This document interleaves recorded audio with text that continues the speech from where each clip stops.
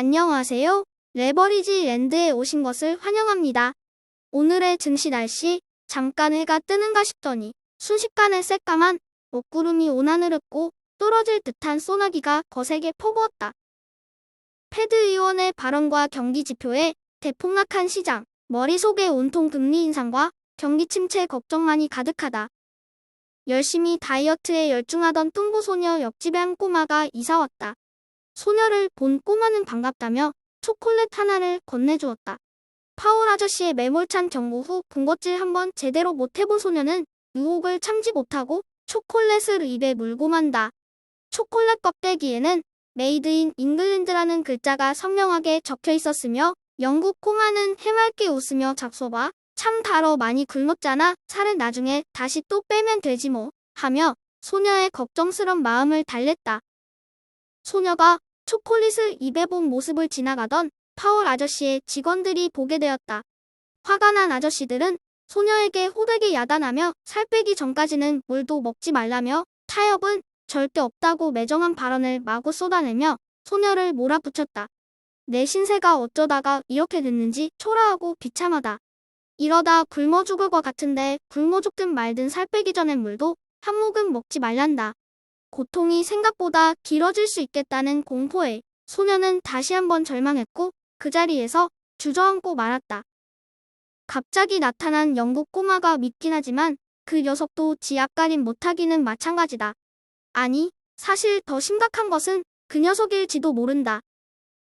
오늘의 주요 증시 전망 소식으로 하버드대의 레리 서머스 교수는 현재의 상황이 금융위기 직전인 2007년 8월과 매우 유사하다며 우려를 표명했고 소시일대 전략가 엘버트 에드워즈는 인플레이션의 거품 속에서 시장은 긴축을 버틸 수 없다며 패드가 억지로 피봇 전환하기 전까지는 매도세가 지속될 것으로 내다봤다.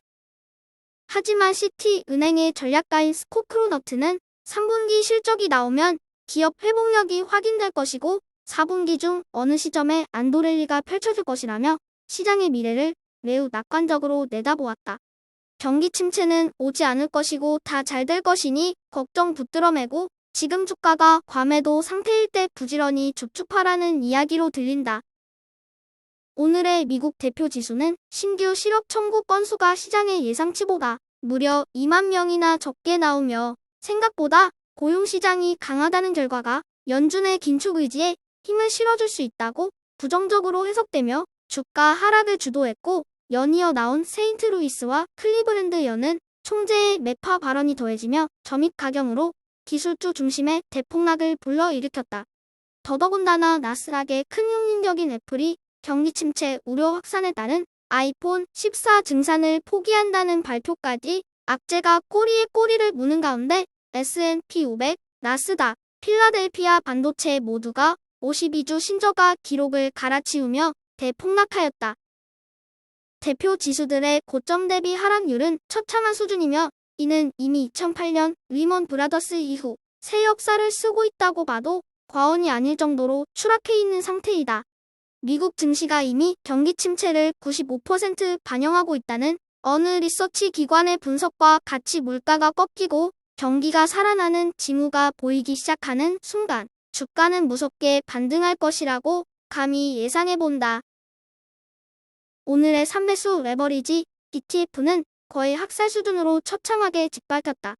기술주 전 업종에 걸쳐 크게 조정을 받은 하루이며 고점 대비 하락률 또한 대부분이 90% 이상을 기록하고 있는 모습으로 역사에 길이 남을 하락장이 지속되고 있는 모습이다.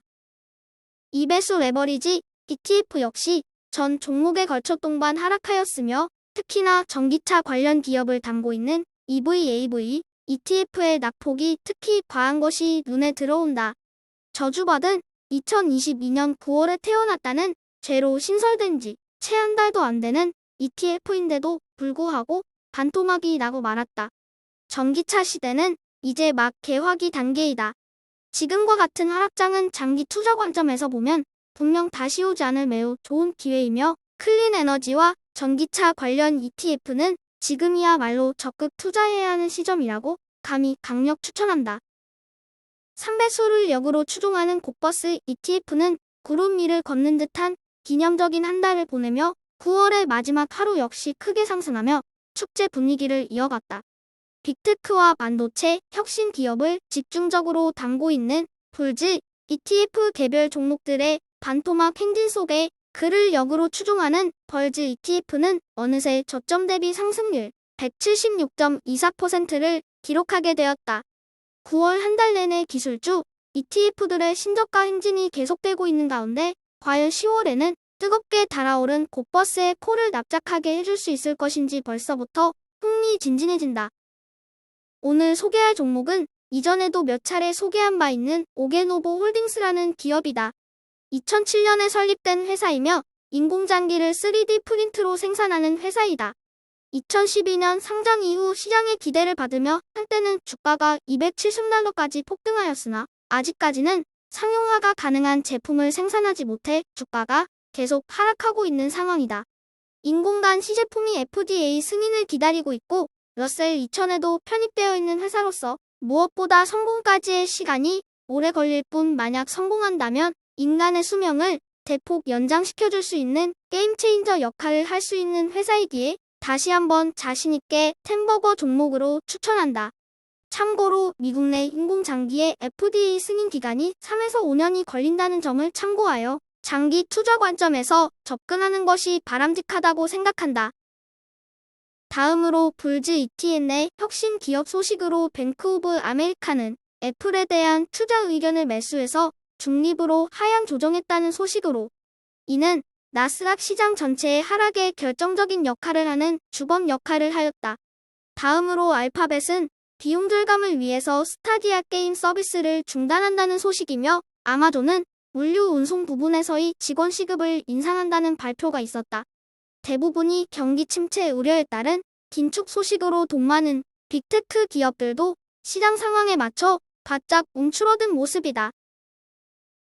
9월 한 달 동안 개별 종목들의 기업 가치와 무관하게 무자비한 하락이 지속되고 있다.